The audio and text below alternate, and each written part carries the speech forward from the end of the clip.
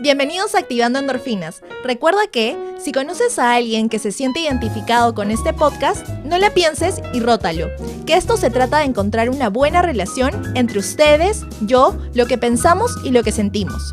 Hola, ¿qué tal amigos? Bienvenidos a otro episodio más de Activando Endorfinas, un podcast para elevar tu serotonina. El día de hoy tengo a la psicóloga clínica Priscila Tejada, que nos va a conversar sobre un tema en serio importantísimo. Hay mucha información que es falsa o tal vez exagerada acerca de este trastorno, de este tema que vamos a hablar el día de hoy.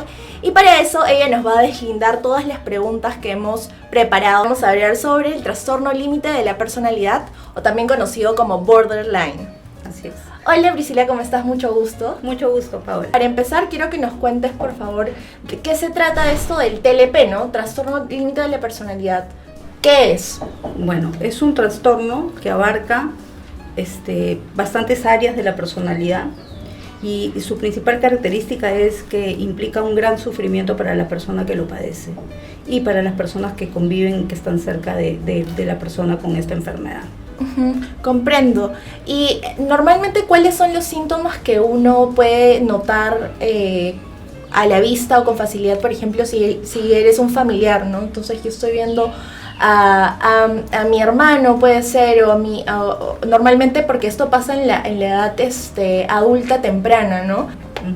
Sí, en realidad este trastorno aparecen los síntomas en la edad adulta temprana a partir de los 18 años aproximadamente, pero se origina en la infancia temprana, ¿no? En la etiología de la enfermedad, en las bases de la enfermedad, encontramos varias cosas que son necesarias para que la enfermedad se desarrolle.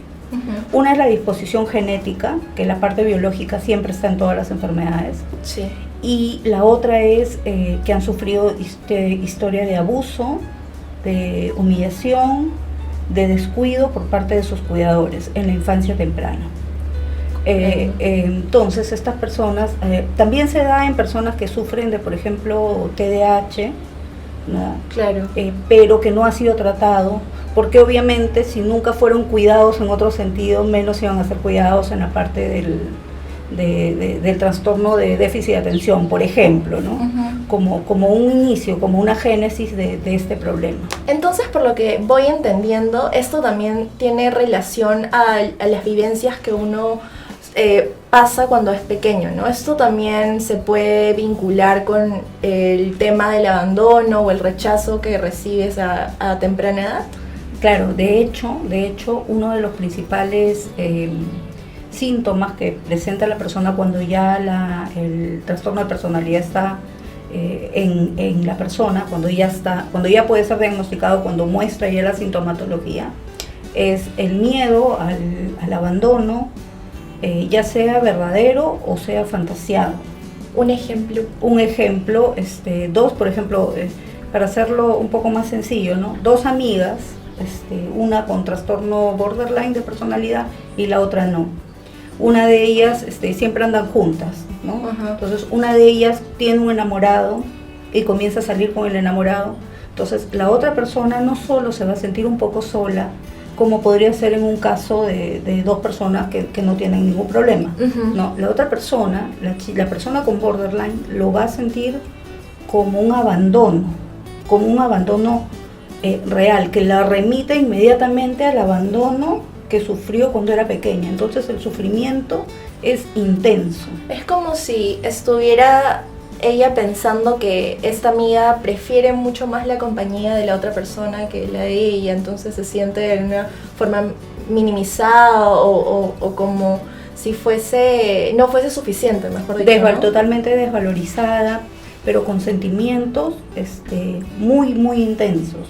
Y si hablamos de eso, ¿esta persona entonces en algún punto podría llegar a deprimirse y por ende tomar la decisión de suicidarse? De hecho, uno de las características de esta persona y de los peligros que corren es la autolesión, o sea, el daño infligido, y el intento de suicidio o la conducta suicida y a muchas veces también el suicidio en realidad, ¿no?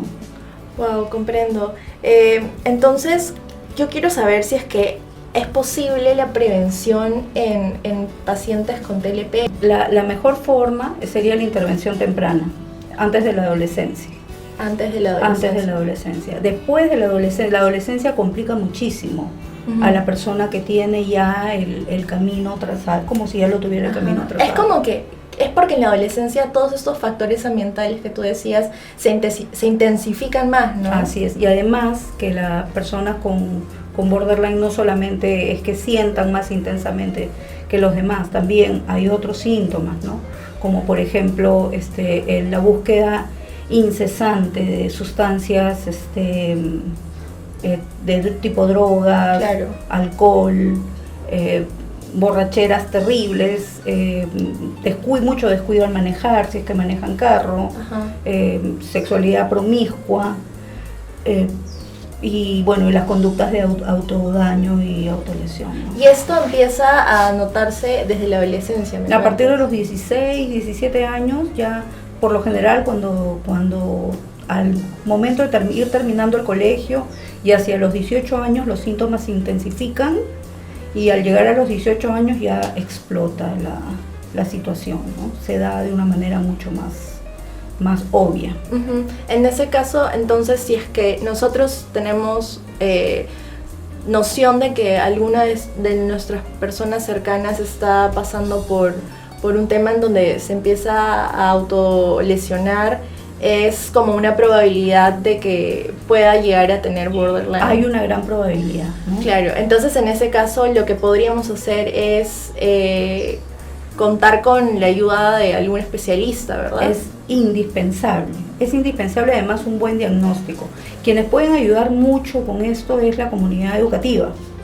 Ahora por pandemia no hay, ¿no? Porque esto está virtualizado, pero el colegio puede ayudar muchísimo a la detección, claro. Porque en el colegio los chicos pasan muchas horas y de todas maneras se van a presentar. Por ejemplo, otro síntoma es episodios de ira muy, muy intensos. Claro, eso estaba viendo, ¿no? Y episodios de ira muy intensos, o una idealización muy grande de las personas en cuestión de relaciones interpersonales. Por ejemplo, un profesor. Ese profesor es lo máximo, ese profesor es lo mejor que hay en el mundo. Un día, 2 días. Y después algo pasó con ese profesor, lo sometió a alguna cuestión que le produjo estrés, y ya es lo peor, ¿no? Entonces van entre la idealización y la desvalorización de las personas de una manera muy intensa, que eso es lo que los caracteriza. Entonces, ¿estas personas son personas impulsivas? Totalmente impulsivas, totalmente impulsivas. Ok, por lo que entiendo, entonces, en el trastorno límite de la personalidad, justamente por esto de la personalidad, ¿es por los cambios abruptos de ánimo? No tanto Entonces, los estados de ánimo, sino el cómo perciben el mundo, el cómo perciben a los demás.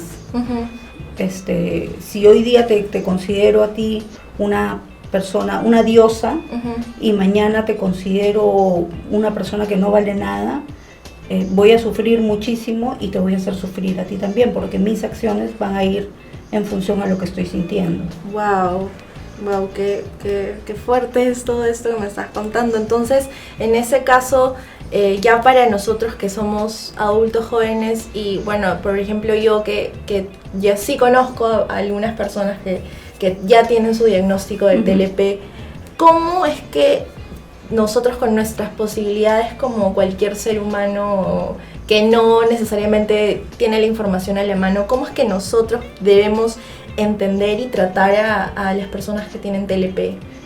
Lo primero es tratar de empatizar un poco más con su sufrimiento, ¿no? Cuando se producen estas exageraciones de demostración de sufrimiento, no minimizarlo, no decir, ay, estás exagerando. Eso es lo peor que se le puede decir a un... Me imagino que le debe doler. Les debe doler demasiado, porque realmente les duele. O sea, no es como, por ejemplo, las personas, hablando de trastornos de personalidad, por ejemplo, el trastorno histriónico, que también lo sienten, pero ellos mismos saben que hay un límite, ¿no? En cambio, el borderline no.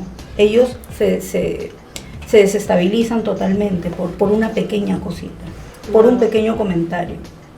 Comprendo. Entonces, ¿qué hacer en el caso de que tengamos frente a nosotros a una persona que está pasando por una crisis, o sea, una persona con TLP que está pasando por una crisis, porque en esos casos es cuando se puede hacer daño, ¿no? Entonces, ¿cómo es que una persona común y corriente podría reaccionar o tomar la situación?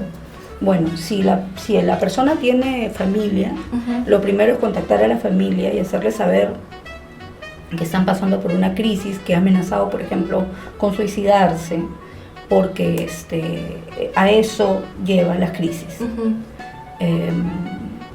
Pero si la persona no tiene familiares a cargo, convencerlo de pedir ayuda psiquiátrica hasta en emergencia, porque esto a veces hasta puede incluir una hospitalización, no justificaría una hospitalización. Hay personas que llegan después de la crisis hasta la clínica. Así es, o sea, es una cosa bien grave.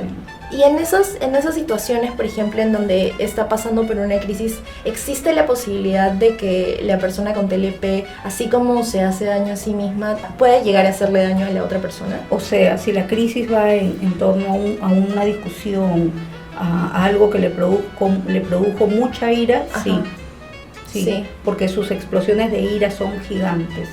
O sea, en estas personas todo es magnificado. Uno debe mantener la calma en ese sentido. Así es. Y si no puedes mantener la calma, mejor irte.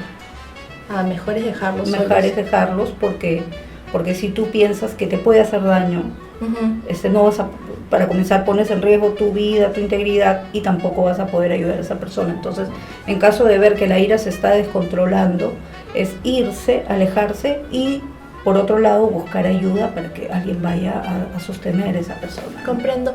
Y hablando sobre eso del manejo de la ira, ¿deben existir, supongo, o durante la terapia se les debe aconsejar a estas personas ciertos ejercicios para el control y el manejo de la ira? ¿O cómo es que tratan esto con las personas de TLP? Bueno, la terapia es bien complicada. Para empezar la terapia psicológica, la persona tiene que estar medicada primero. No se puede tratar a una persona con un trastorno borderline de personalidad sin tratamiento médico, sin medicación. Es imposible, porque todo lo que se trata en la terapia moviliza demasiadas emociones. Entonces, tiene que haber un tratamiento médico primero, ¿no? 1 mes, 2 meses. Al tercer mes yo diría que ya están, que generalmente quien da el pase para que pueda haber terapia es el psiquiatra. En ese caso, cuando hablamos de medicación, ¿la medicación va a tener que ser tomada durante toda su vida? Ese es el problema. La medicación para una persona con borderline puede ser que en momentos de su vida en los que hay más estabilidad baje un poco, pero siempre va a haber una base de medicación. No pueden dejar la medicación. Es más, esta enfermedad produce en el psiquiatra y en el terapeuta tratante mucha sensación de impotencia por las recaídas constantes. Y las recaídas constantes se dan generalmente porque dejaron la medicación. Pero esto va unido a algo, al consumo de sustancias. Entonces, estas personas, cuando comienzan con el consumo, no es un consumo moderado.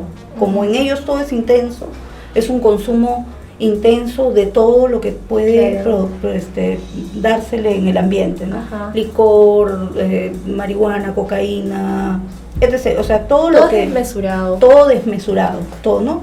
Si consumen marihuana, por ejemplo, no es un día o dos, son 10 días consumiendo marihuana. Más cocaína, más alcohol, más éxtasis, más todo lo que se le presente en el momento. Claro, qué complicado. En ese caso, o sea, esas personas, por lo que tengo entendido, no tienen como una responsabilidad afectiva con ellos mismos, ¿verdad?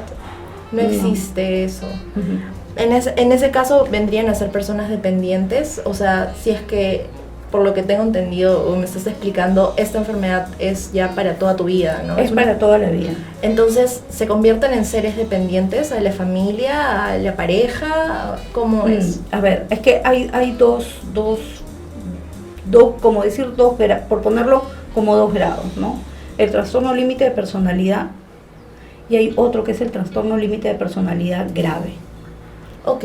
¿Ya? Entonces, en el trastorno límite de personalidad, la persona con medicación y psicoterapia logran una vida funcional.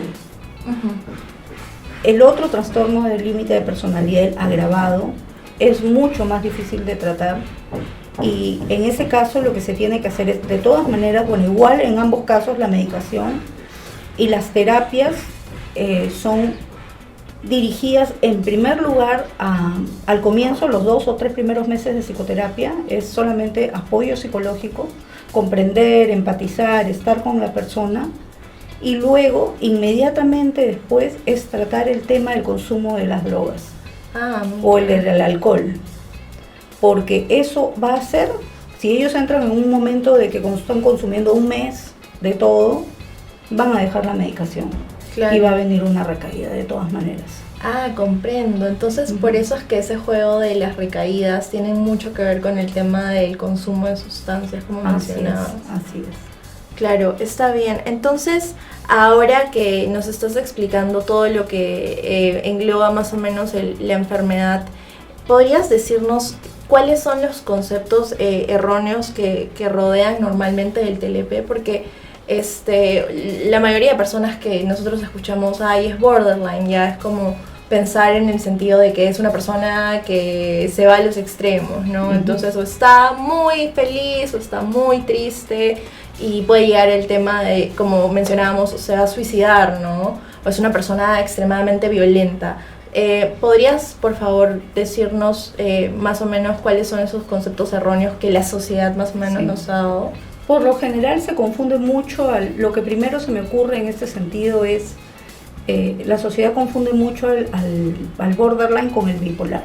Uh-huh. Hay mucha confusión, incluso entre el cuerpo médico, o sea, el borderline es muy difícil de diagnosticar también. Sí. ¿No? Entonces hay mucha confusión. Entonces a nivel social también, o sea, la persona, el trastorno bipolar es un trastorno del estado de ánimo, uh-huh. ¿no? O estás muy feliz o estás muy triste, pero hay etapas en las que las personas están tranquilas y un evento estresante los puede llevar a tener una reacción, de repente un tiempo de manía, claro. ¿no? Y luego unas grandes etapas de depresión. Uh-huh. Pero las personas, primero es mucho más fácil de tratar médicamente y terapéuticamente a un bipolar que a un borderline. Lo que mucho se confunde también dentro del plano social es a las personas que tienen reacciones intensas, que son de repente demasiado animosas o que reaccionan con mucha tristeza ante eventos determinados, o que de pronto tienen problemas con el licor o tienen problemas con las drogas, pero estos son hechos por separado. Claro. El borderline es como que lo abarca todo. O sea, vendría a ser todo lo que estamos hablando del bipolar, adicciones, todo. Las personas con este trastorno en algún momento van a poder volver a tomar su vida con normalidad, su vida cotidiana, es decir, reinsertarse en el mundo laboral o bueno, si es que académico también. Sí, es posible y depende del apoyo familiar, depende mucho del apoyo familiar o del medio en el que estén y de la constancia del tratamiento. Claro. De la constancia. El tratamiento médico tiene que ser constante durante toda la vida. El tratamiento psicoterapéutico sí puede ser, o sea, la primera parte del tratamiento es más largo, estamos hablando de un año y medio, 2 años de tratamiento, y después puede ser esporádicamente cuando pueda aparecer alguna crisis o cuando las personas comiencen a tener una duda, pero en general ya en 2 años ya pudieron aprender, ya pudieron comprender qué es lo que pasa. Y ya no conciencia de la enfermedad, ¿no? Y ya no se les hace tan difícil pedir ayuda. Claro. Uh-huh. Y en esos casos, para este trastorno, ¿existe solamente un tipo de tratamiento o son diversos los que se podrían llegar a tomar? Bueno, el más conocido, como decíamos hace un momento, es el tratamiento médico, que es indispensable el psiquiátrico, y el tratamiento psicológico. Otras terapias, de repente, tipo cosas que te den, tipo yoga, que te dan tranquilidad y cosas así, son complementarias nada más. Claro. Pero el tratamiento médico y el tratamiento psicoterapéutico no se puede dejar. ¿Cuáles son los valores sociales actuales que influyen mucho en este caso de la aparición del trastorno del TLP? Hablando de los factores ambientales o externos. Yo creo que más que nada me hace pensar tu pregunta en el sentido del descuido de los niños. O sea, la idea errónea de creer que un niño es suficiente alimentarlo, darle un techo y un cobijo y ya, y descuidar sus necesidades emocionales, ¿no?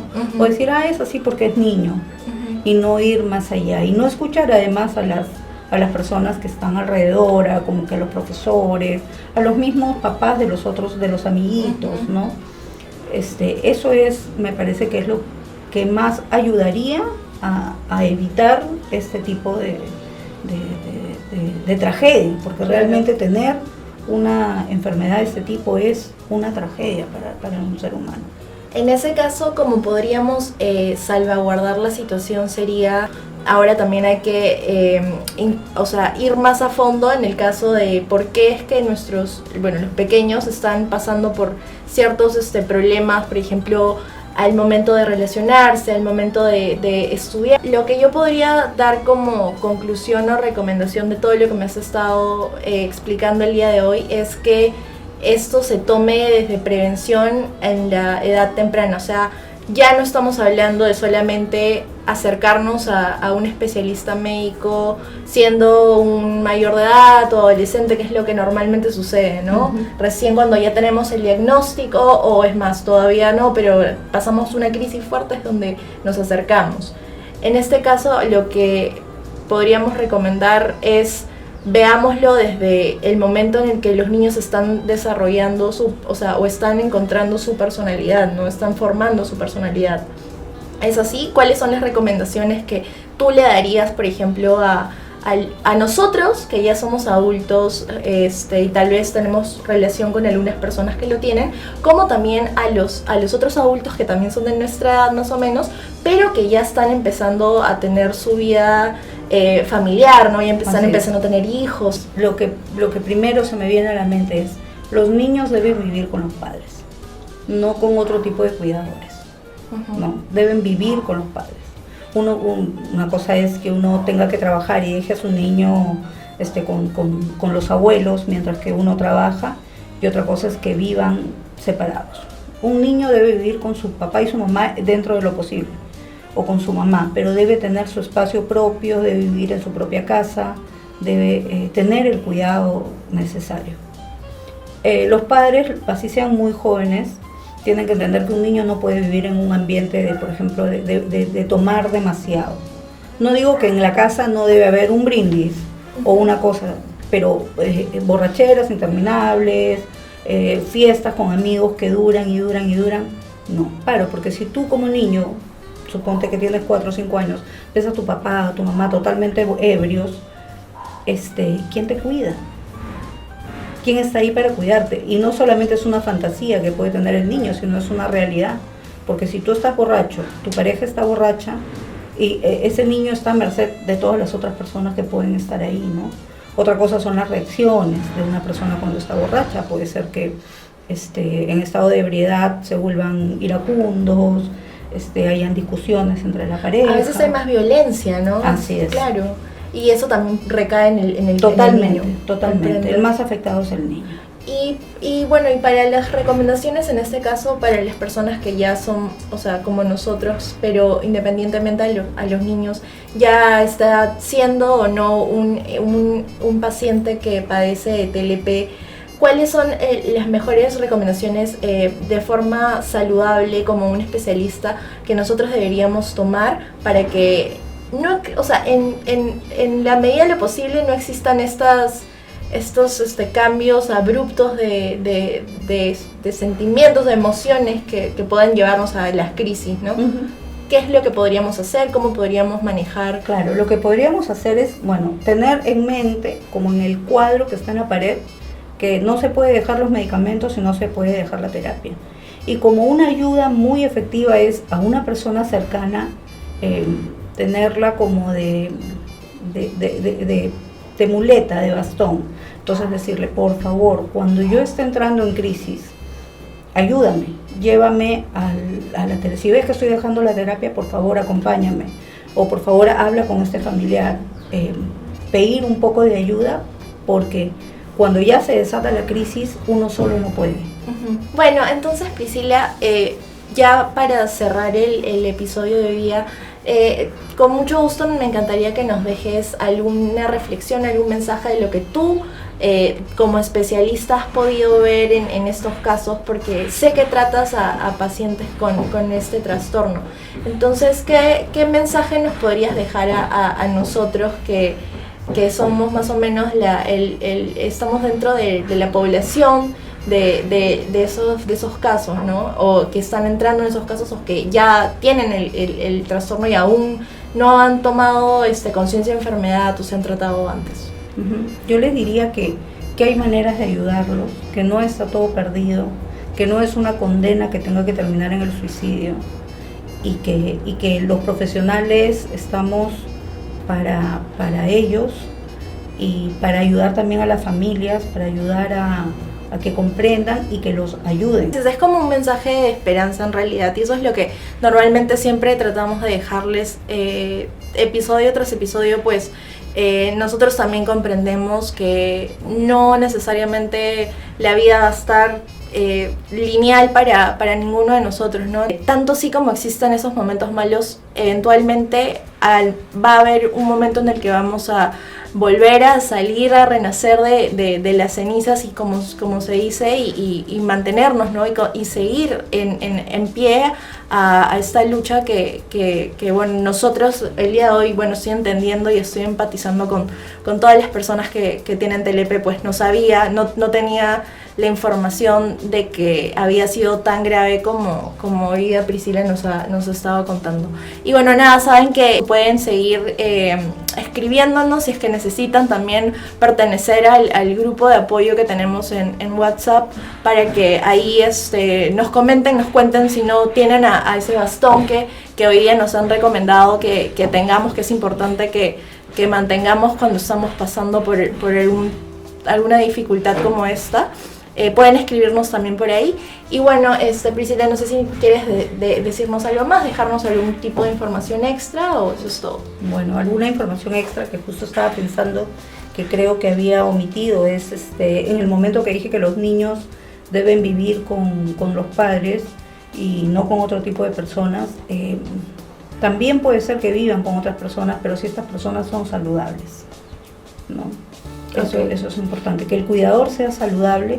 No es lo mismo, no reemplaza a la mamá y al papá, pero es mejor que nada. Muchas gracias por habernos acompañado el día de hoy, ha sido un gusto, en serio. Espero poder conversar contigo más adelante, tal vez de otro tema. Con mucho gusto. Y bueno, eso ha sido todo por el episodio de hoy día. Gracias a todas las personas que nos están siguiendo, porque estamos empezando la tercera temporada con este episodio. Si es que todavía no nos siguen en las redes sociales, estamos ahí como Activando Endorfinas, ya saben, en Instagram, en YouTube, en Spotify, para los que prefieren escuchar los podcasts también. Y bueno, tengan un lindo lunes.